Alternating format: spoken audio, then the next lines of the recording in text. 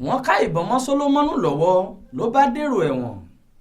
lọ́jọ́ ẹtì Friday ọjọ́ 5 oṣù karùn-ún ọdún 2023 yìí nílé ẹjọ́ májísírèètì kan tó wà nílùú Ìkẹjà ìpínlẹ̀ Èkó pàṣẹ kí àwọn agbófinró taari afurasí ọ̀daràn kan tórúkọ rẹ̀ ń jẹ́ Sólómọ́nù sọ́gbà ẹ̀wọ̀n Kirikiri ìpínlẹ̀ Èkó.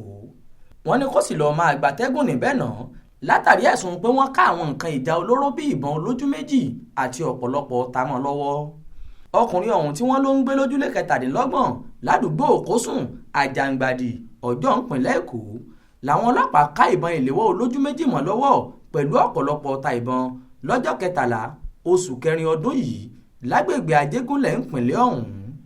lásìkò tí wọ́n fojú afurasí náà balẹ̀ ẹjọ́ májísírèètì náà agbẹjọ́rò fún ìjọba Inspector Ṣẹ́gun Ọ̀kẹ́ sọ fún ilé ẹjọ́ pé Sólómọ́nù hùwà tí kò bófin mu ọ̀hún lọ́jọ́ 13 oṣù kẹrin ọdún tá a wà yìí.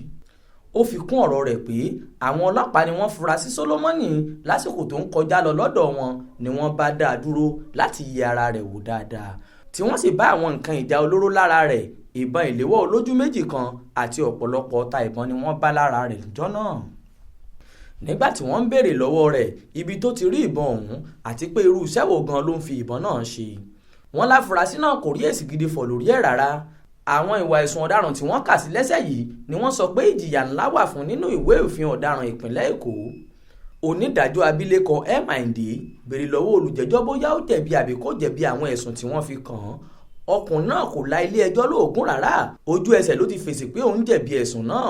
ó ní kí adájọ́ síjú àánú wò òun. lẹ́yìn èyí ni adájọ́ Àyìndé pàṣẹ kí wọ́n lọ́ọ́ fi Sólómọ́nù sọ́gbà ẹ̀wọ̀n Kirikiri tó sì sún ìgbẹ́jọ́ rẹ̀ sọ́jọ́ 27 oṣù karùn-ún ọdún yìí. Ismail Adéyọ̀ ló ń jábọ̀ ròyìn fún iléeṣẹ́ tẹlifíṣàn Aláròyé.